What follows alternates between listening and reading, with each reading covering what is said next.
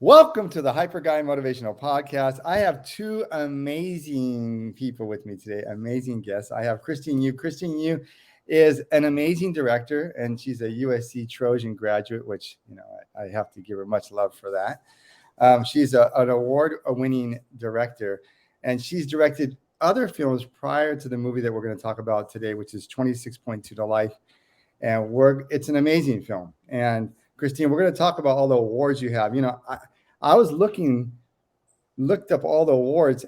I would spend 15 minutes on all the awards you've received so far. So I don't know how many of these should I read off. I'm confused about all this. So you have audience awards as the Santa Barbara Santa Barbara International Film Festival, the Seattle International Film Festival, the San Francisco Documentary Film Festival, the AV Film Festival in Sonoma, the Woods Hole Film Festival. I can keep going if you want. The Independent Film Festival in Boston. Should I keep going? I don't know. I think I might tire you out with all these.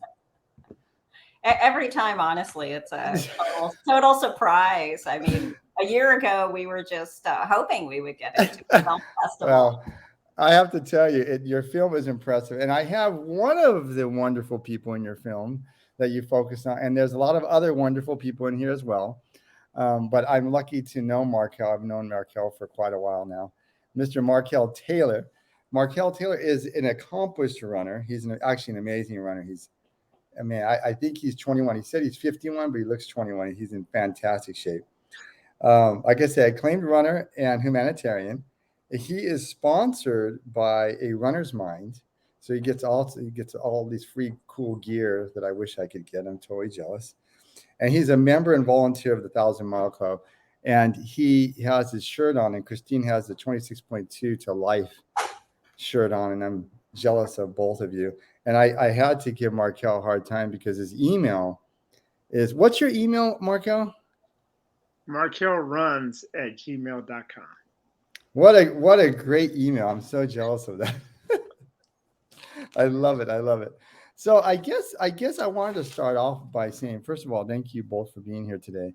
And I've wanted you both on for probably like 4 or 5 months now, so or longer probably.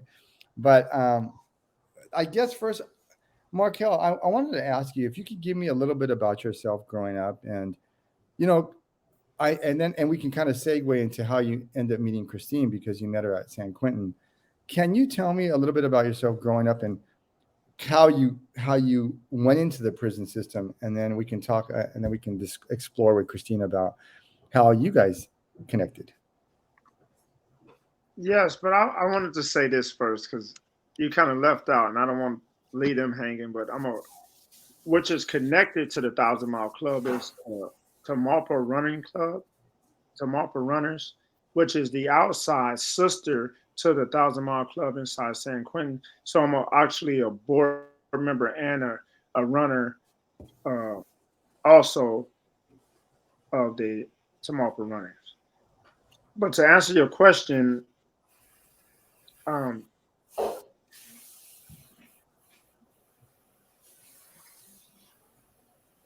wait, let me go back.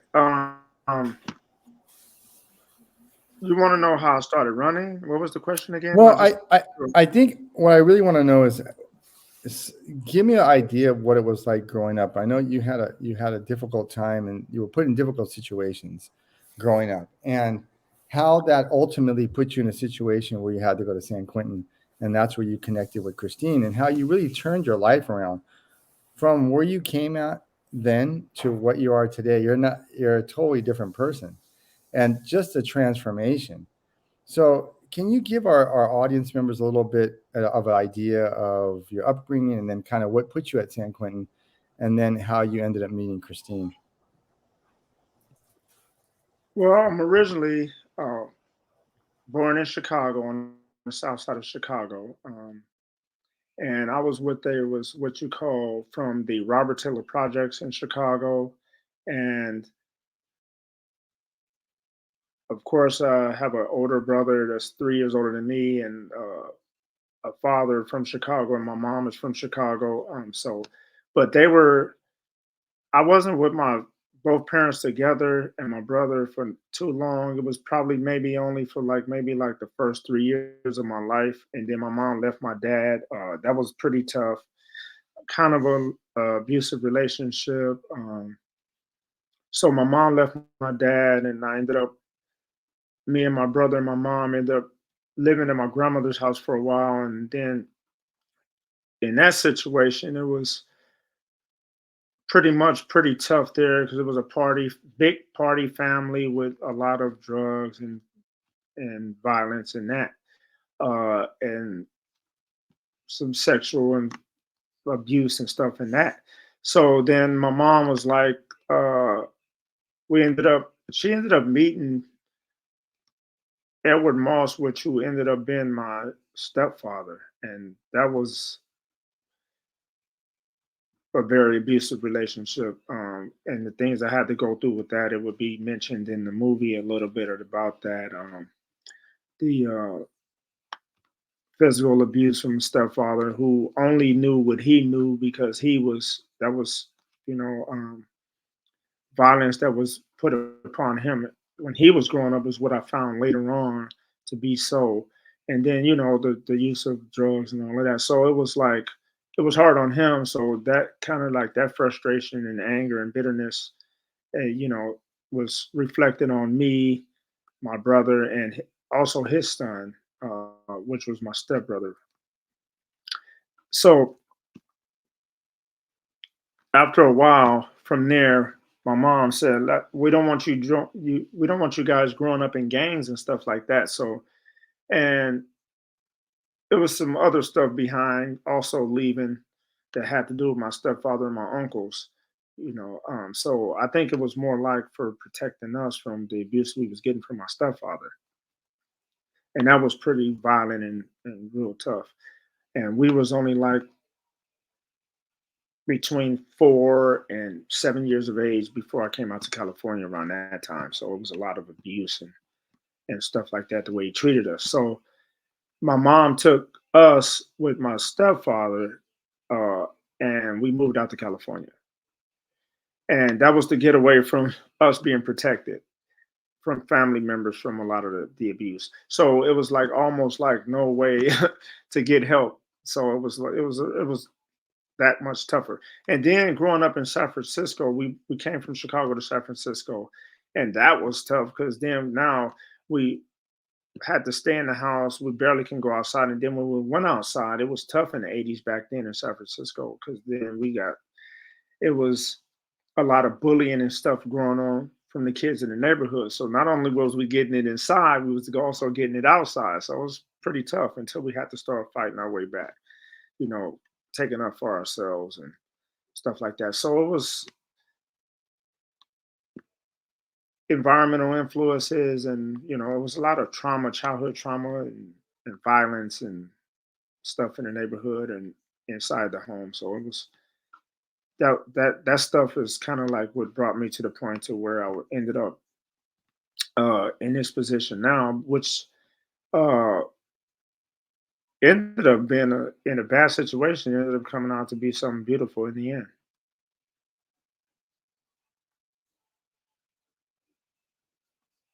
I know it kind of put you in a situation where you felt as though um, you probably didn't deal with things the way you probably should have, and it just kind of spiraled out of control. Then you ended up. How many years did How many years did you get sentenced when you got sentenced and sent to state prison? I actually got it was more like 23 years to life because it was like a 15 years plus some enhancements, but they ended up running it all together. So it just ended up being 15 years to life. And then how many years down were you total before you got out? It was 17 years, 8 months, and a few weeks. So Eh, it's a little bit more technical in time. I'll just round it off to 18 years. I know. Most of the people, when I ask them that, they'll say, um, 27 years, 2 weeks, 5 days, and 2 hours. It's good because everybody remembers that significant amount of time they're in, and they're just kind of counting the days till they get out. Um, so when did you get to San Quentin? Were you always at San Quentin, or did they move you there? Oh, hold on. Somebody's knocking on my door and ringing the doorbell. I don't know if y'all can hear that, but I need to tell whoever it is that I'm busy right now. Can y'all hear that? Yeah. Now they hollering my name. Okay, go ahead. Christine, if you can go into a little bit about how you guys initially met at San Quentin and what brought you to San Quentin, I guess. Yeah, it was in 2016. I believe it was a Sunday morning, and I was looking at my Apple News feed, and I came across an article that said, it was a GQ magazine article that said the San Quentin Prison Marathon. And I was very intrigued. And one of the main reasons why I was particularly intrigued with happenings inside a prison is because I also have a friend who was wrongfully convicted and sentenced to 271 years in California State Prison. And so that morning I read the article, and it was just one of those moments in life where by the end of the article, I knew that somehow I had to make a movie about this. So I'm not a marathoner, but I have always run my whole life. So I could see and understand how running could be beneficial to people inside. I know that you get mental clarity. You just feel better after you do it. And it's a discipline as well. And so I contacted the coach, Frank Rona. I found him online. And he immediately told me actually that there were other people from the article that had approached him about it. And I said that, well, I need to meet you right away. So I drove up he lives in Marin County, drove up there, met him at a Pete's Coffee.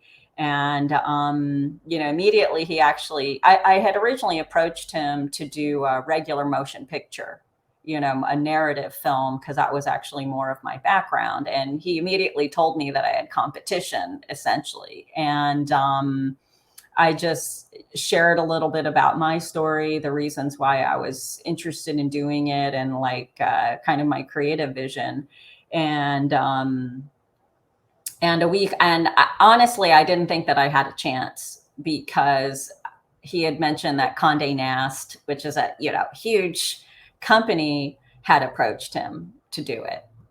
And so I drove back down to LA. I was like, oh, I probably didn't get it, and I was really bummed, because I kind of felt like deep inside that I was somehow meant to tell this story, and was really stressing for about a week. And then a week later, he called me and he said, we decided to go with you. And I was like, oh my God, so this was a big moment in my life. And so then he arranged for me to come in to observe a half marathon, me and my writing partner. And again, originally I was approaching this as a regular motion picture, but stepping onto that yard for the first time, and then having the opportunity, Marquel was actually one of the first people that I met. Frank had said, well, you have to meet Marquel Taylor. They call him the Gazelle. He is the fastest man in San Quentin. He has broken all the records. And I remember meeting Marquel for the first time, and this was right after, I believe, he had finished the race. And he had a very genteel nature. And we just had a little bit of a conversation. I remember he said I reminded him of somebody that he knew in high school or something like that. And then I had a conversation also with some of the other guys. And immediately I just thought, I just kind of couldn't believe what I was hearing and seeing. And it went against everything that I had ever learned or had seen about prison in general and about people in prison. So after a couple of months of more research, that's really when I decided. I went back to Frank and I said, would actually really like to do this as a documentary instead of as a regular script. There were so many stories coming at me, and I felt like people really needed to hear what I was hearing, straight from the source, straight from these guys, that anything that I could say at that point or reinterpret at that point would kind of ring false. So that's actually what really brought me to doing it as approaching the story of the marathon at San Quentin and the men who run it as a documentary. So you said that it challenged your notion of what prison was like. I think when people think of San Quentin, I mean, San Quentin is one of the oldest prisons in the country. And so what do you mean it challenged your view of what you thought prison was like? Well, first of all, when I stepped onto the yard and they were getting ready for the half marathon event. I mean, it felt festive, I mean, it was very kind of buoyant and joyous, and it was a lot of good vibes, and you just don't think of any kind of setting in prison as a place that good vibes are going to happen, first off. And then I remember having a conversation with Rasan Thomas, who, was working at the San Quentin News at the time. And I met also Marcus Henderson, who is the current editor-in-chief there. And I was like, man, this guy looks like he writes for the Village Voice or something, and they made me laugh. And it really made me pause, because the fact of like laughing in prison, it unarmed me, because you don't think about people laughing in prison or those kind of regular human interaction and moments. And and I like to think of myself as a very progressive, informed person, but it struck me that, man, I had actually dehumanized people inside to the point that I don't think that these people laugh, and so that kind of really made me feel ashamed of my perceptions, that even if I know somebody in prison, and I think basically because he was wrongfully convicted, so I had somehow separated my friend compared to the rest of the population. And then, having these conversations just made me realize, no, I mean, how silly of me to think that people stop being people just because they're inside prison. And so that was really the thing that struck me, that, I can't be alone with that kind of perception. I think other people must have those perceptions too. And certainly I've worked in the true crime genre as well, as a TV producer and stuff. So, there's a lot of media out there that perpetuates this idea that people who are in prison are only, we only look at them through the prism of, the worst thing that they've ever done, and not really as full human beings. Yeah. And I think at least for many people inside, I don't think there's many of us that can say you're the same person as you were even 2 years ago. So I think most people don't understand that people evolve, and that many of us at 18 or 19 were many people going, men and women going to prison, 50, 60 years later. For some people think they're the same person, but they're actually not the same person. And I don't know anybody, like you said, in general society that would, that's the same as when they were 18 or 15. So it seems like that's a common perception. But it's great that you had the insight to see that, because I think most people hold on to that. So how many miles? I mean, so you're running in San Quentin, the San Quentin prison yard, I assume. So I'm trying to set a kind of a picture for people. So there's big gates everywhere, and there's people with, watching down on the yard, which can be stressful. And they're going to talk about this in the movie, but there were times where you're running around the yard and you're getting timed. But one of the big challenges was that sometimes you'd have an alarm go on in the yard, and everybody has to stop everything and wait for that alarm to go off to continue running. I know that had to be a challenge for you, Marquel. Marquel, how many times around the San Quentin track was a marathon? 105 laps round, not necessarily a perfectly round track, and it wasn't flat. So it had like, it was like some of these streets today that they can be sideways, they can be lumpy, it can be gravel, it can be dirt, it can be, you know, it's like 6 90-degree angle turns. So it's pretty tough. Some of them is you almost have to, if you're not careful, you almost got to go to a dead stop to even make some kind of turns, or you got to be good at, like, see, I played football also, so it's like when you're able to like juke, it's almost like a juke move to turn into some of these angles or get around some of these people when you're walking. But when the alarms go off, you have to sit down, and that's different. Where lactic acid and all that builds up, and you know it could be anywhere from like 2 minutes to like a couple of hours sitting down. So I mean, Yeah, and let me ask you before you, what made you decide to join? I guess that's one of the biggest questions. And were you running before this even started? And can anybody join this group, or how does that work? well, I had a couple of years of high school experience. I started running track my junior year in high school. And that was because I got hurt in football, trying out for football. I got hurt during the off season.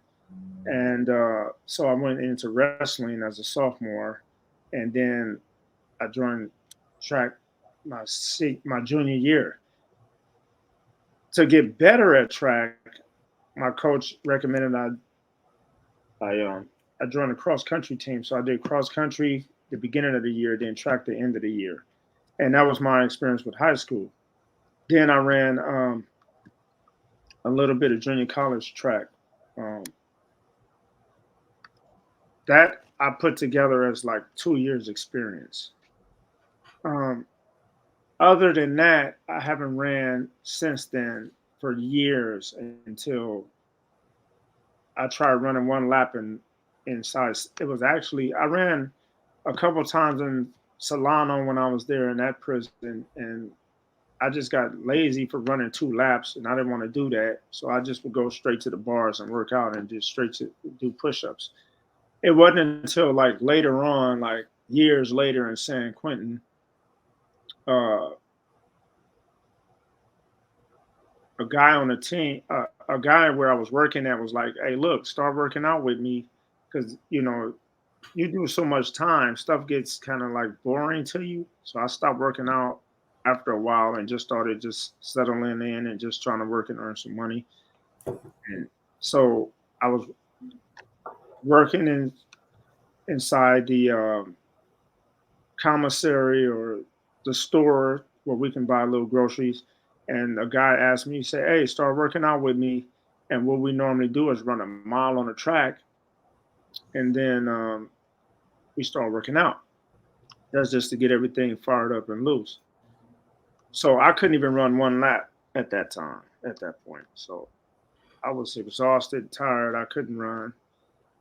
So it wasn't until a couple of years after that is when a friend of mine who went for the board, and he had already been down 26, 27 years at that point, and he was telling me that he was stressed out. He getting ready to go to the board, and this is like his fifth time going to the board. And he ended up getting denied when he went and committed suicide. And so, and that following year, I was getting ready to go to the board, and I was like, man, I don't want to go out like him. I mean, because you build up this expectation of possibly getting out and tasting freedom, and then you have these hopes that you'll be able to get out. And they said it's possible you can get on your first one, even though I knew that was far fetched, but I still had these hopes, that I would possibly get out. So I just started running again, and that's what forced me to run a little bit more. And then after that, it was another guy who uh, was in my religious circle um, in prison, and he was like, "Man, look, I'm a part of this running club that I always noticed. I just shied away from." He was like, "Man, if you join, you can get a really nice baseball cap and some really nice tennis shoes from the outside." That was the reason why I started running, because I wanted to get some gear. I like clothes, I like hats, you know, and they didn't know I had a history of collecting hats back in the day before I even uh, come to prison. So that's how I got started running. And Christine, can you tell me more about who started the running program, Frank, and what was the impetus for him to start this? And I know it was very interesting to me when you said that you come from like an actual like feature film background. That's what and then you went to documentaries, which is pretty amazing. What was that transition for you like? And what was your relationship with Frank like when you're going through this process? Yeah, so a little bit about the background of the club and how it started. It was actually started by a woman named Laura Bowman, who's now Laura Bowman Salsiter. She was a teacher at the prison. She was actually asked by the head of education at that time at San Quentin, a woman by the name of Miss Bracy, to start. She was actually tasked with starting this prison running club. So she quickly realized that she wouldn't be able to handle both the administrative side and also the running side, the coaching side. So she had contacted somebody that she thought would be perfect to coach. He was from East LA. He had a little bit about, kind of thought that would have an understanding of the population. Contacted him and he said, "No, I'm not interested at all. I'm kind of leaving that behind. But you may want to contact Tamalpa Runners. They are the largest running club in Marin County." So she found Frank. She called up Frank, I guess, who was listed on the Tamalpa Running website, and asked him. And so he said that he put an email out to all of the runners. There are about 700 or 800 people in the club, and got no response, about, is there anybody interested in coaching the running club at San Quentin? So 2 weeks later, when Laura called him back, he said, "I didn't get a response, but I guess I'll come in and give it a try." And so Frank went in, and the story goes is that when Laura first saw Frank, he's a very, thin, kind of understated person. He's a man of very few words, a little bit stiff. She didn't think that he would laugh. She would think that he would last for, more than a couple of weeks. And she wasn't sure exactly how the guys would actually take to him as well. Well, this is 2023. And if there's, one thing that I think the guys at San Quentin have learned is that Frank shows up anytime he can. He is a person that's run 78 marathons, 38 ultra marathons. He is a person that's dedicated his life to running, but it really wasn't necessarily his running pedigree that that really solidified or impressed the guys at the club. It was really Frank's dedication and his willingness to show up all the time. And the relationship that I have with Frank, I would say, is a very special one. He really, being witness, I guess, to him for the last several years, he really showed me that one person can truly make a difference in something as entrenched as the prison system. His enthusiasm and his passion for running created really a community of people. He built a coaching team. of really experienced runners, and really, like I said, created a community that has now extended beyond the prison walls. And, a lot of these coaches have provided continuity for men as they have gotten released. So it's really an amazing thing that, if he hasn't necessarily, you can't necessarily, okay, he hasn't changed the world, but he's certainly changed the world around him. Right. And I guess that's what I want to ask both of you. Part of it too, What did you say? And I feel like I've become a part of it too. It truly is a community, and it's an amazing thing. Okay, I wanted to ask both of you these questions, and I know many people probably want to. How did becoming part of this runners group there, how did it affect and change the lives of those runners that participated? In your view, how did it impact your lives? Well, just on a statistical level, of the 45 or maybe 50 people that have been released from San Quentin who belong to the club, there's a 0% recidivism rate. So I think that there's obviously something to be said about, one, not that running can certainly solve our mass incarceration problem, but there's something to be said for the power, I guess, of the sport, what people learn from it, and the power of community. I think, I think that there is definitely something related, but, probably Marquel can speak from personal experience directly about what these changes were, or impact of the club on him. I certainly can. Well, I know it changed my life and it helped my life come full circle. It was like, without that one piece of that puzzle where you can put all the pieces together and that one is missing, it's like it's not complete. So I think with running, that piece was complete. I've I've been working on my spirituality since I was incarcerated. I got arrested in 2001. I started working on that since 2003, like faithfully. Some people call it religiously. Um, and I did tons and tons of self help groups. It was almost, you had to do that in order to be able to understand how those things happen in your life, and what started those things and what ignited the, these things that happen in your life for you to become the person you became and what you are now today. So to be able to understand these things, the self-help groups, my spirituality, and the exercise, for me personally, was, it still was something missing in that piece for my life to be complete. And it wasn't until I started to join a running club, and what I got from that is what put everything together. That's why I was telling people, like, uh, the last 4 years of my incarceration, I was already free before even getting out of prison, because of the the way everything just came together, the way I felt.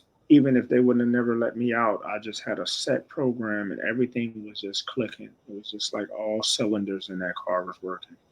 And it ignited this fire of excitement and joy and peace and serenity in my mind and heart, to where um, I was able to function, and I didn't even look at prison anymore as a punishment for crime. I looked at it as being uh, a, a learning tool, like a, it was more like a campground for knowledge and education and wisdom and family, and it was all these wonderful things that I just reframed my whole mindset to something more positive and beautiful, and that's why it worked. Um, Let me ask you this question, Markel. You, and I want you to go into this a little bit. I know Christine probably could remember this day. You had such amazing times, and I want to say this. I'm speaking about you right now, but there's many people inside that ran their first marathon in their life and have run multiple marathons and have had amazing times. Um, one thing that stood out with you though is you had amazing times for your age group. And so that really stood out. And how did the Boston Marathon? So to give this some context, your times were so incredible that the Boston Marathon, you actually qualified and had a qualifying time for your age group for the Boston Marathon. How did that come about? And then it's so weird because you actually paroled in time to actually go the Boston Marathon on an invitation from the Boston Marathon, which is highly unusual. How did that transpire? And Christine, how did you find out about this as well? Well, there was a lot of work behind that, and you had a lot to do with the involvement of being able to make that dream come true to run the Boston Marathon.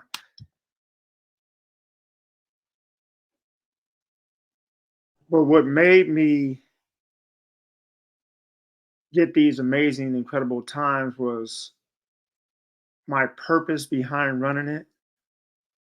All these races and all these runs where it was something that I was doing. It wasn't even really to race to, I mean, of course, it was that excitement to see if I can possibly break a record when I was inside. But my focus when I was running was to do it for, first of all, my victim and the people that I victimized in my lifetime, right?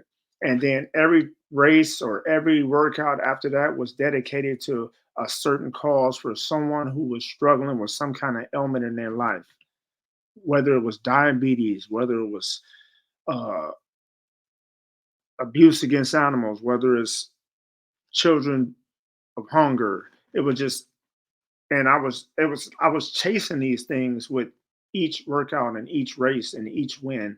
It was dedicated to a certain cause. So I just got like addicted to that that hunger to do that for people. And so that's why I was able to. Uh, my first ever running a marathon in prison was 3 hours and 16 minutes. Uh, by actually my second fastest time in prison out of So the four. what was your fastest time for the marathon? Is that the one that qualified you for the Boston Marathon? No, 3:10 was the qualifying time. That was the last marathon I ran inside San Quentin. Wow. And Christine, were you on the yard at this time when this happened? Were you aware of all this? Yeah, actually, I was there because that was in, so the 2018, so the marathon usually takes place in November of every year. That November in 2018, because of, I guess, fires and lockdowns and things, the 2018 marathon took place in January of 2019, which Marquel had already been found suitable for parole in the fall of 2018. Just waiting to see, when he was going to get a date and, final approval from the governor. So when he made the qualifying time, everybody was like, oh my God, this is amazing, because I got to tell you, so the very first interview I did with Marquel, I said, what is your goal? Essentially, what is your running goal? And he said, well, I'd like to qualify for Boston, be here at the prison and be the first one to do that. And, this is my first interview with Marquel. I really didn't know him really at all, really at that point. And in the back of my mind, I was kind of laughing at him because I'm thinking, dude, you're in prison, you're gonna like run Boston, how unlikely, but hey, it's important to dream and to have dreams. But in the back of my mind, I was kind of like, yeah, right, yeah, yeah, right, buddy, like, good luck to you. And miraculously, God works in mysterious ways, as we know. And I was actually finished with the principal photography at that time in 2019. I thought that I had pretty much kind of shot the film. And then when Marquel did qualify, we're like, oh my God, we've got to, follow him to Boston. We've got to like somehow make that happen. And, of course, Martine, that's how we met. Yeah. And, well, I wanted to say that I have to give credit. There's many people in CDCR that you reached out to, Christine, to advocate for Marquel and others inside over the years. And those people in CDCR and the corrections in California have actually been very supportive of your film and supportive of Marquel and supportive of those people that are doing positive things in the institution. So I really have to give a lot of credit to them. It wasn't any one person. I think that there's a lot of people that worked really hard to make sure those people that are doing the right things, had the opportunity to come out and be successful. So Marquel, one of the things I always tell people this, I know there's many times you thank other people, but really this is your work. I mean, this is the work you did. You did all that work inside to become a better person. Like you said, you would go ahead and dedicate your runs to different organizations. That was something that you did. And so your transformation is your transformation. So, although I think a lot of people say, hey, thank you for giving people nice thank yous, Marquel, but this really is a testament to who you are inside. So, and to all the men and women that took part in this film and this project. And I've been pretty fortuitous to get to know some of the people that worked with Christine. A lot of them really, it has been a labor of love for them and put in a lot of time. This is many years in the making. And that's why I think it's pretty amazing that everybody in the movie, and Christine, your group that put this together, are getting all the acclaim that they have been getting. You've won a lot of awards and you've been featured in the New York Times and all these different journals. And I can't keep up with all the media and all the great press you're getting for this film. And it's just very, very impressive. And I have to ask you this question, Marquel, when you were in Boston, what did it feel like to be there? I mean, you were only out of prison for like a couple weeks, and then here you are in Boston. What was that feeling like for you? And then, Christine, what was it like for you to be flying to Boston at the last minute with all your whole film crew trying to figure out, what am I going to do here? I thought I finished my film here, and now I've got this, this amazing ending to a film that I didn't even plan for. Wow. I think that's why I was able to run 310 in prison, because I was found suitable. Uh, that just lifted some more weights off my shoulders. Right. However, what actually never even been on the East Coast like that. That was such a beautiful and amazing experience. That was kind of like I kind of felt like it was hard to really grasp and really get the full feeling of that, because I was just out of prison. So it was kind of like I really loved it and it was a beautiful experience for me. But then, wait a minute, my mind didn't click off me, just like I just got my freedom. I didn't think I would ever get out of prison. I had life. So it was like, it was conflicting emotions, but I was extremely grateful and appreciative to be out and being able to have that opportunity to do something. And I knew that also would help me to be strong with those mixed emotions was the fact that I am helping represent all the guys that was left behind inside those walls that are incarcerated. And I have to be strong for them. It was an incredible day of so many crazy emotions and hardship that particular day. What is in the film is, of course, just a snippet of what happened, but I will say in the morning of the marathon, there was a fire alarm that went off in the hotel. And we were all in the lobby, all of our gear, everything was on the 18th floor. We got to the bus in like 10 minutes, and they were like, we don't know when the elevators are working. It'll be fine. So me and my DP were like running up 18 flights of stairs to get our camera gear and coming back down. And then I'm like, guys, we got to go to the starting line. You got to get on a bus, which was about a mile out from where we were. So we're all like running there, before daylight even hits. Torrential rainpour starts coming down, I mean, it was a lot of drama just to even get there to the starting line, and just to, be there with Marquel on his first trip. He had only been on a plane to LA before, and just that whole experience was, it was unforgettable for me. It's probably one of the most unforgettable days I'll ever have in my life. I will take that with me to my grave as one of the most amazing, incredible days.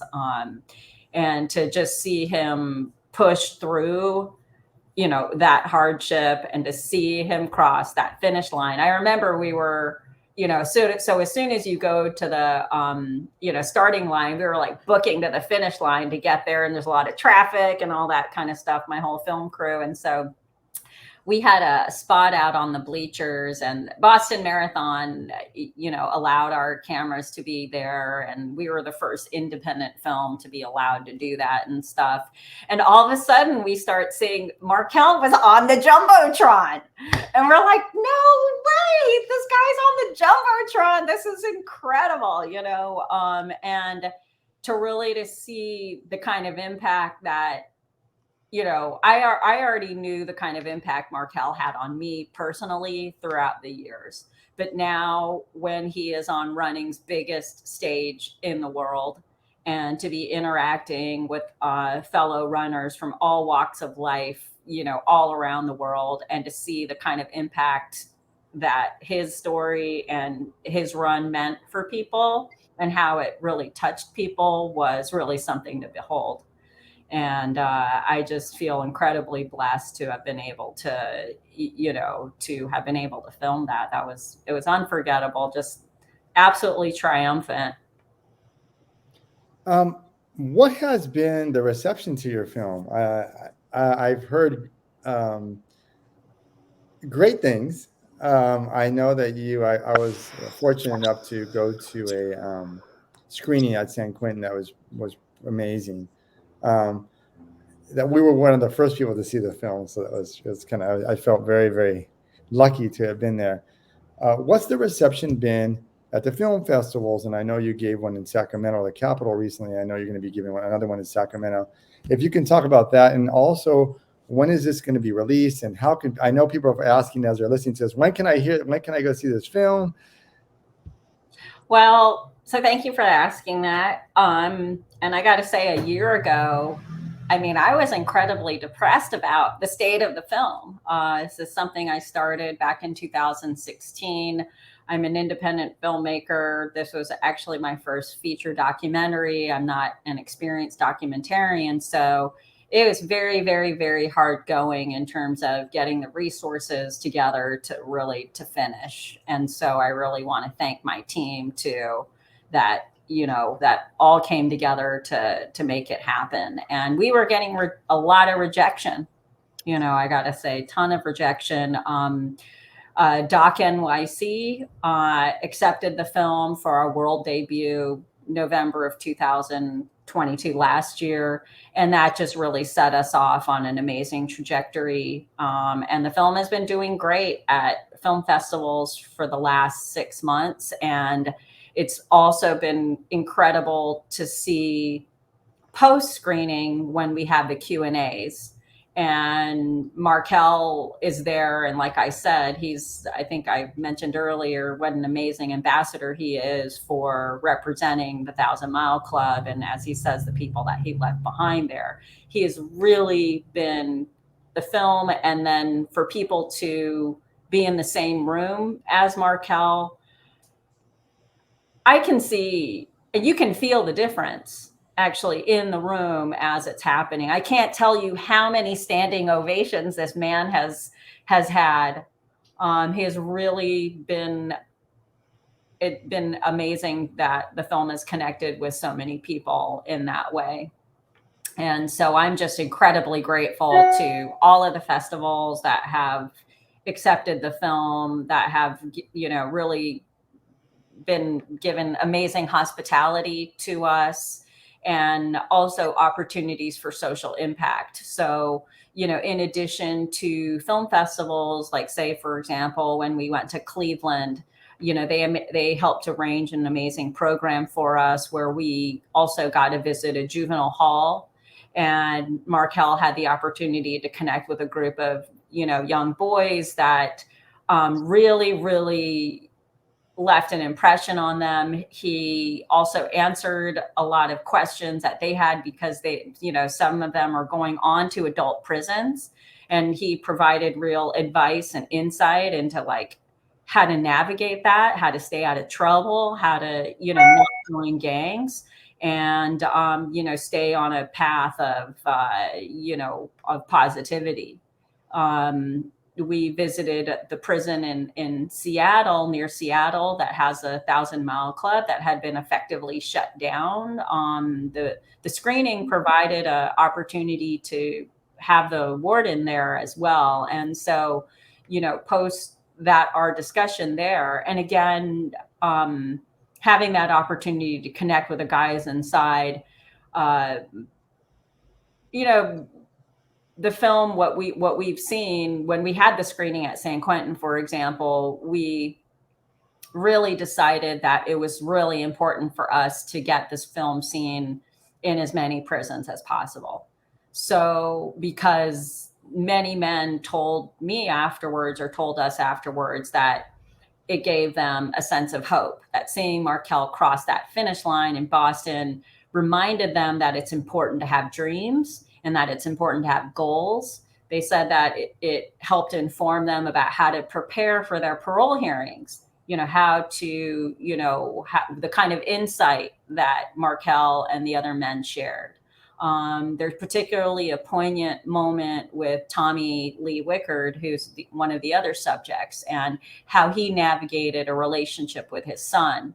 And that moment really opened up, I understand, a lot of conversation for men to open up about their situations with their children, and discussions that we understand went way beyond into the cell block. So, we are have been talking with different prisons about doing further screenings there, and also potentially starting, running clubs at more prisons. There's a 0% recidivism rate, as I mentioned earlier, and I think that is an arresting figure for a lot of people, important figure. And so to that effect, we're very happy to announce that Hoka, the running shoe, is enabling us to open in theaters on September 22nd, LA, New York, Boston, Bay Area, and Seattle, September 22nd. And then September 29th to October 1st, there will be a nationwide virtual premiere. So anybody anywhere can see the film by going to our website, sanquentinmarathon.com. You can purchase a ticket. There will be a special conversation featured also with Brian Stevenson, who is the founder and executive director of Equal Justice Initiative and best-selling author of Just Mercy. So we will be also, we'll have a conversation featured with him. But we really want to hope, especially opening weekend, we're a small indie film. This is not a studio-backed film. So we really hope that people will come join us in the theaters, and opening weekend, we will be doing a lot of Q&As. So people will have the opportunity to meet Marquel, the coaches, some of the other members of the 1,000-Mile Club, for live Q&As there. And we hope that people join us in this conversation about rehabilitation and about how to, and get involved in volunteering. How would they buy one of those cool shirts you have on? You can go to our website, and Marquel's got his own line of merch. Yes. Too. Yeah. So it's going to be can you give your website name again? I'm going to ask Marquel to to plug what he's going on, what he's got going on as well. Yeah, so it's sanquentinmarathon.com is our website. People, you can keep up with all of our latest updates there. We're also on Instagram at SQ Marathon and on Facebook at 26.2 to Life, which is really the movie name. Yeah, you can go to our store. You can get cool shirts and also support Marquel's I love it. and stuff like that. Yeah, Marquel, how do people get a hold of? We're in the process of connecting Marquel's store to our website now. Oh, I love it. So Marquel, how do people get a hold of you? And can you give information about your clothing line and store that's going to be coming out? I had several people. First of all, I'd like to thank Christine for helping us get our stories out there to the world and to show how there's good and bad, but there is transformation happening behind the walls, and people are human and better people than they were when they first was incarcerated. So I thank Christine for that. I also thank you, Martin, for helping allowing stuff like this to happen, where we can still talk about this and shine more light on how we can better help people behind the walls, and this social justice impact, and how to just continue to just not dehumanize people, but bring people, shine light on people that just make mistakes and just need a second chance. And I also want to thank all these people, like the coaches and everybody else who was involved in helping us to feel like we are human, that we are valuable, and to help us lift our esteem up and feel better about ourselves, so we can continue to have faith and hope and dreams, even if we are incarcerated, that one day that we might have freedom. And if not, we can still survive and live a productive life, which I did behind the walls, even though I wasn't released at that time. So it's still possible to even live that way if you could just change your mindset. And that's what the coaches and everyone who participate in stuff like this and things that you guys are doing to make us feel like we are human and that we are somebody, and that we can continue to keep our head up high, even though we made some mistakes in our lives that that people just frown upon. So I appreciate that. And all the, and like those film festivals and people like that, all the film festivals that help support me and the cause for helping formerly incarcerated men and incarcerated men. It's a lot of work still need to be done. And whatever I can do, I'm going to continue to do what I can do to help everyone, not just in California prisons, but prisons and just people in prison in their own mind and hearts, even on the outside, is struggling. So whatever I can help to do with that. And I think with this kind of work that we're doing, this just shows that, that we have love for people and love for humanity, and that anything is possible if you never give up on it. I agree, Marquel. So I assume, I love what you said. Absolutely love what you said. I don't think anybody can say it any better than that. And we're proud of you, Marquel. You're the reason you're on the podcast, and Christine, is that you're a shining example of what change does in the world, and the impact that change can make in the world when you're working toward good. So I just want to tell you both, thank you for being here. And if you want to get in, Marquel's going to be releasing a line of clothing. It's going to be connected to Christine's website. So please look. Yeah, they're still working on it. They're still working on mine. So it's like, I got a website and I got a store that's supposed to be getting combined. They're working on it. So I just thank Christine and them for allowing that other avenue to where I can be able to do that. And Marquel, what's your website? Man, it's explore some doc. He's working on it. Yeah. Okay, no worries. Look at Marquel. It's so confusing. I don't even want to. It's so confusing right now. Like, it's still being worked on. Like, but so in the future, they'll find it if it's linked to the 26.2 to Life website. QuentinMarathon.com. Yes, you'll be able to find it. So, but I want to thank you both for being here so much. Both of you are just great folks, and just keep the great work. And I want to thank the audience for taking the time to listen to these wonderful stories. And until next time, and our next guest, thank you so much, and keep learning. Thank you. Thank you.